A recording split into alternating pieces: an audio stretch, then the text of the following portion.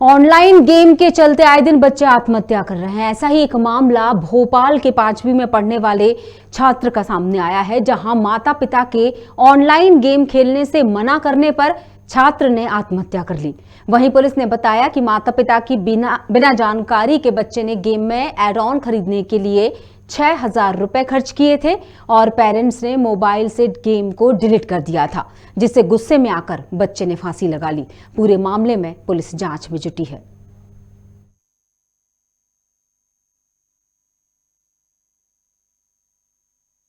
उसमें जो बच्चा है वो एक गेम खेलने का काफ़ी उसको शौक था और काफ़ी समय से वो ये गेम खेल रहा था।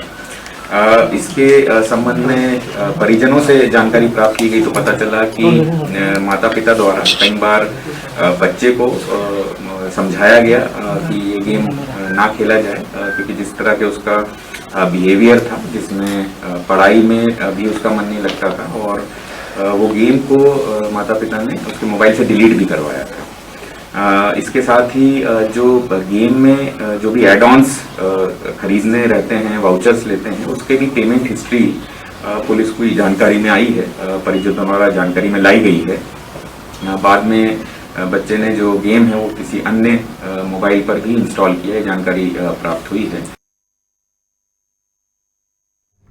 और चलिए अब हम इस मामले पर सलाह लेंगे मनोचिकित्सक से, जो हमारे साथ जुड़ चुके हैं फोन लाइन पर, डॉक्टर भूषण सिंह।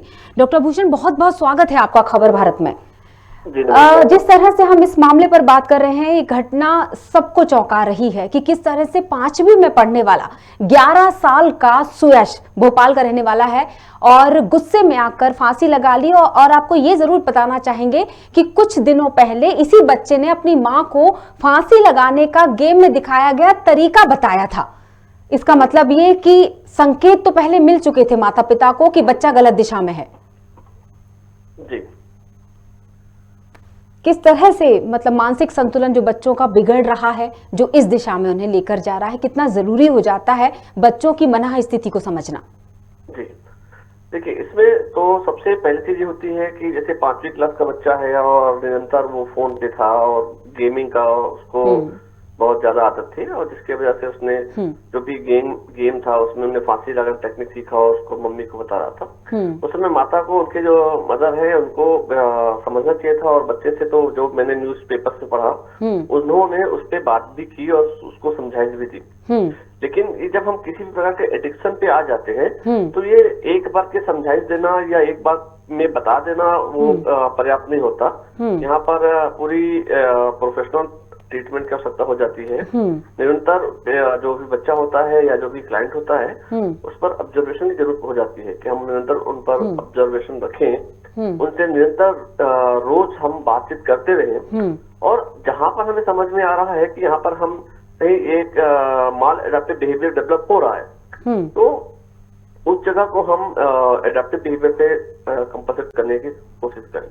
बिल्कुल, ज्यादा से ज्यादातर हम बच्चों के साथ समय गुजारें, क्योंकि अभी कोविड की वजह से या दूसरे कारणों से या हम आधुनिक होते जा रहे हैं, जिसकी वजह से बच्चों के पास स्मार्टफोन आसानी से उपलब्ध होने लगे हैं। तो ऐसे मामलों में हमें निरंतर मोबाइल फोन की चेक करते रहना चाहिए कि इसमें कोई गेम डाउनलोड तो नहीं है। या कुछ पेरेंटिंग कंट्रोल्स ऐप होते हैं, उस पर हम निगरानी रखें बच्चे पे, जो किस तरह के गेम्स खेल रहा है या किस तरह के वीडियोग्राफ्स देख रहा है, और उसके आसपास के जो दोस्त हैं वो किस तरह से है। तो निरंतर उसमें ध्यान रखने की आवश्यकता होती है।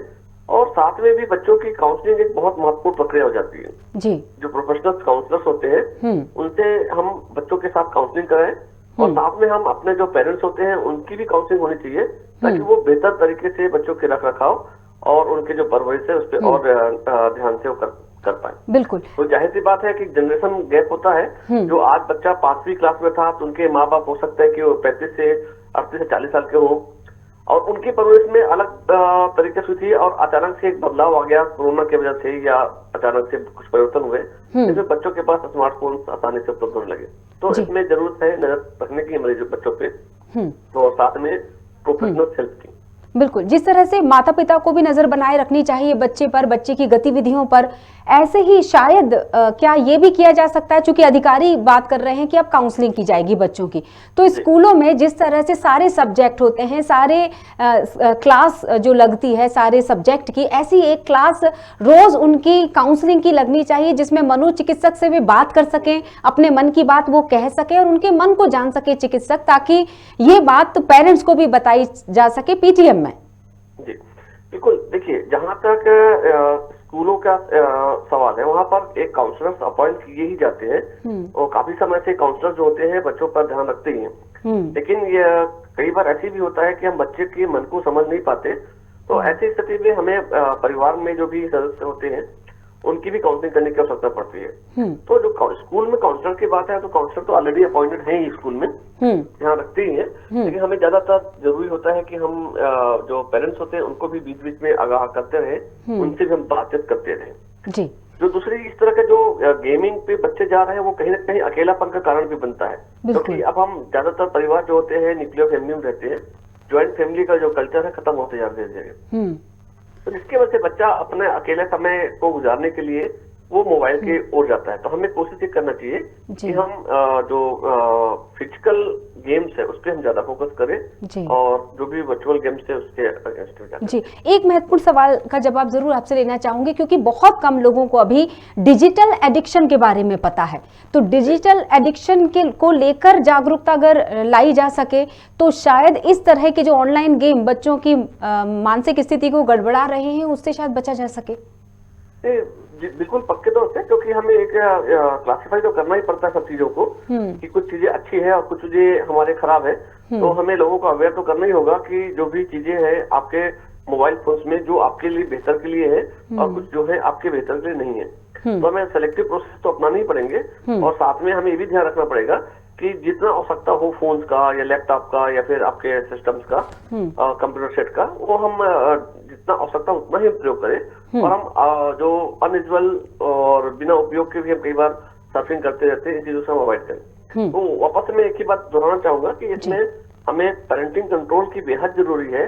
हमें बच्चे हमारे क्या देख रहे हैं, हमें सिलेक्टिव बच्चों को सेलेक्ट करने के बजाय हमें सेलेक्ट करके देना चाहिए कि आपके लिए बेहतर क्या होगा। बिल्कुल सही। कोशिश तो पेरेंट्स को यही करना चाहिए कि हम विदाउट फोन बच्चे के साथ ज्यादा समय दें। कई बार मेरे पास बहुत सारे ऐसे केस भी आते हैं जिसमें मदर फादर ऑनलाइन काम करते रहते हैं और बच्चे को फोन पकड़ा देते हैं कार्टून देखने के लिए या गेम खेलने के लिए। तो इस तरह की प्रवृत्ति से हमें बचना पड़ेगा।